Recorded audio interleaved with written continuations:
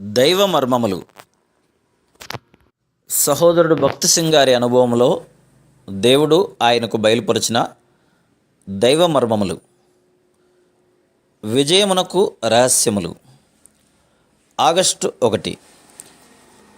జయించువాడు వీటిని స్వతంత్రించుకొనును. నేనతనికి దేవుడనై ఉండును, అతడు నాకు కుమారుడై ఉండును. ప్రకటన గ్రంథం 21వ అధ్యాయం 7వ వచనం. దేవుడు జయించువారు అనే ఒక గుంపును లేపుచున్నాడు. వీరు గొప్ప శ్రమలను, వేదనలను, భారములను భరించవలసిన వారు. వీటన్నిటి ద్వారా వారు దేవుని అనుగ్రహం పొంది ఆయన రాజ్యంలో ఎవరును ఊహించలేని, నిరీక్షించలేని గొప్ప స్థానంలోనికి వారిని ప్రవేశపెట్టవలనన్నదే దేవుని ఉద్దేశం. మనమందరము జయించువారముగా ఉండవాలని దేవుడు కోరుచున్నాడు. జయించువాడు వీటిని స్వతంత్రించుకొనును. ప్రకటన 21:7. పాత సృష్టిలోని వాటినే గాక నూతన సృష్టిలోనిదంతయు మనకి ఇవ్వవలనని ప్రభు కోరుచున్నాడు. రక్షణ అనగా పరలోకములో ఏదో ఒక మూల సంపాదించుకొనుట అనియే చాలామంది తలంచెదరు. నిజంగా రక్షణ అనగా ఏమో వారు ఎరుగురు.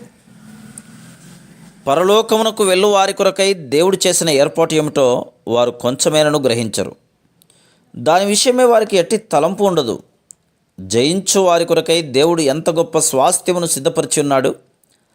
ఆ స్వాస్థ్యం ఎంతో గొప్పది, నిత్యమైనది, ఆత్మీయమైనది, మహిమకరమైనది.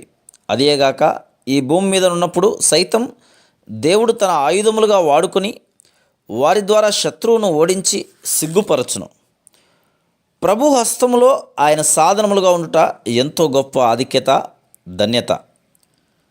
దేవుడు తన నిత్యమైన ఉద్దేశములను నెరవేర్చుటలో మనం ఆయనతో జతపనివారంగాను పాలిభాగస్థలముగాను ఉండవలనన్నదియే మన విషయంలో దేవుని సంకల్పం.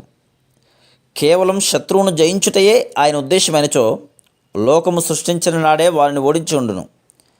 సాతాను దేవుణ్ణి ఎదిరించినప్పుడు దేవుడు వారిని ఎందుకు శిక్షింపకపోయిను? అప్పుడు లోకములో పాపమే లేకపోను కదా అని కొందరు ప్రశ్నించెదరు. దానికి జవాబు ఇదే: దేవుడు మానవుణ్ణి ఎంతో ప్రేమించెను.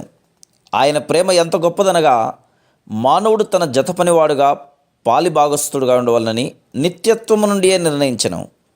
మనం ఆత్మీయముగా ఎదిగినప్పుడు ఈ విషయములను అర్థం చేసుకొని అనుభవింపగలవు. Praise the lord.